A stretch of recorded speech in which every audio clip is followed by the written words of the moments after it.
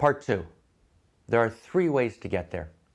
And the three ways to get there deploy three great spiritual technologies.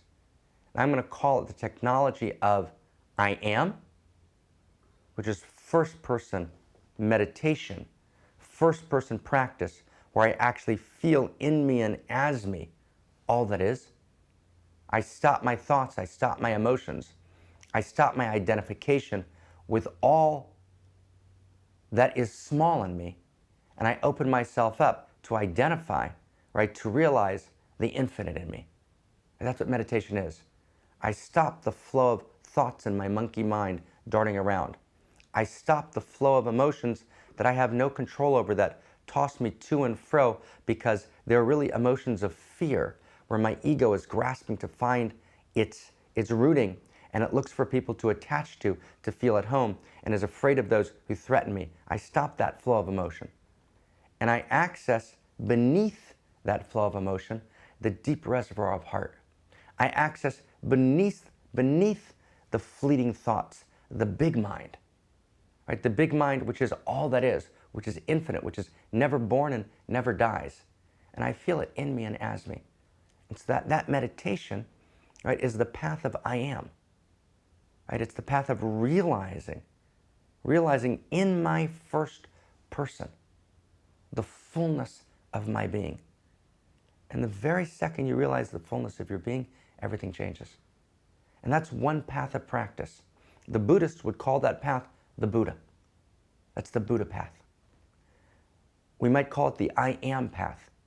The Hindus would call it the Atman is Brahman path. Small self and big self are one, right? The Upanishads and the later Hindu mystics teach.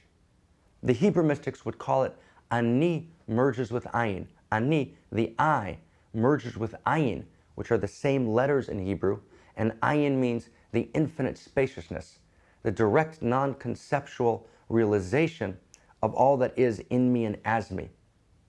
Whatever the path is, whether it's the Christian cosmic consciousness or Christ consciousness, all of them, right, you bring us to this place where I realize through practice the fullness of all that is living in me, as me, and through me.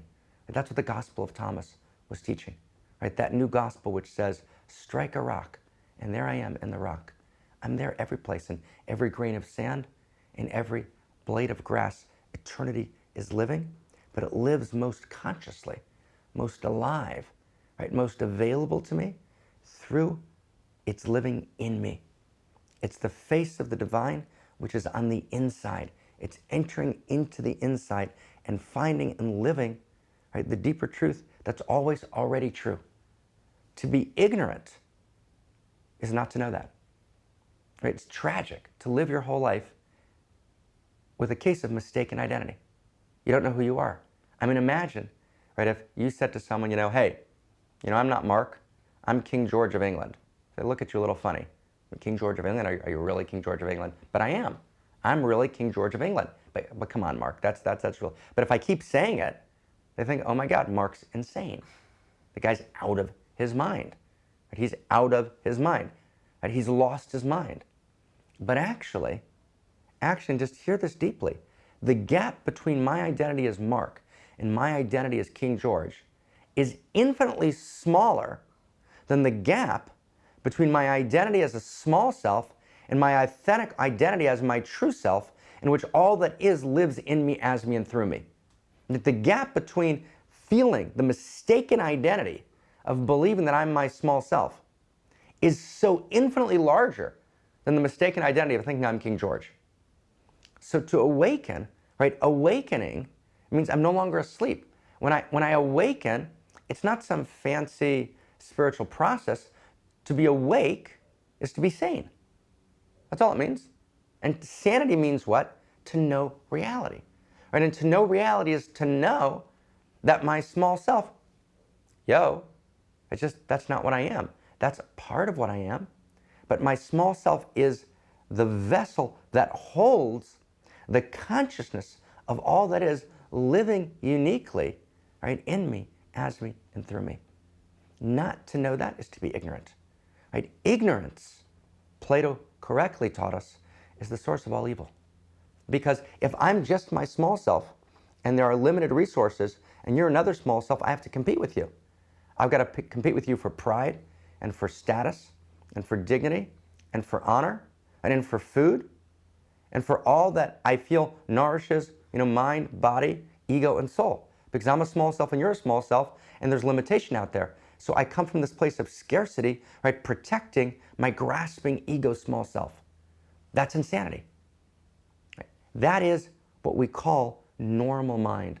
Normal mind is insane. You follow? Normal mind's insane, which is why the Buddhist said normal mind produces dukkha. Dukkha is suffering, infinite pain and suffering. Ani, being lost in my small self, right, the Hebrew mystic, produces infinite tsar, infinite pain. So I need to move beyond the illusion of normal mind, which is insane, and access the sanity of awakening, which is to directly know reality as it is. And from that knowing, everything changes. From that knowing, genuine compassion arises in me.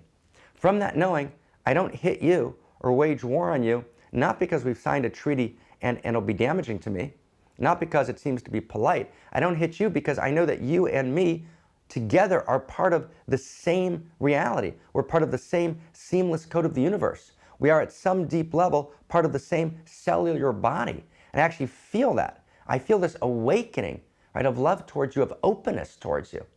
Not romantic love. Love meaning to be open. I'm open, I'm not closed, I'm not contracted. And therefore, genuinely, to hit you will cause a stab, right, a jolt, right, of pain shooting through my body. And so I don't hit you for the same reason I don't hit me, right? That's to know reality. That's the first path beyond small self. It's the path of first person. It's knowing in first person the nature of what is. That's the set of practices that we do, right? The first person practices. We might call them the Buddha practices if we were Buddhist. The Ayin, A-Y-I-N practices if we were Jewish. The Atman is Brahman practices, right, if we were Hindu. The Christ consciousness practices, right, if we were Christian. Right? They're the shamanic, right, practice of feeling that everything is in me. Whether it's the crow or the eagle, right, or the tree or the brook. All of nature, the shaman says, lives in me, and all of the supernatural lives in me. That's the first path of practice. And as part of your living a world spirituality, you need some form of regular first-person practice just to be sane, to know reality. And there is no greater delight.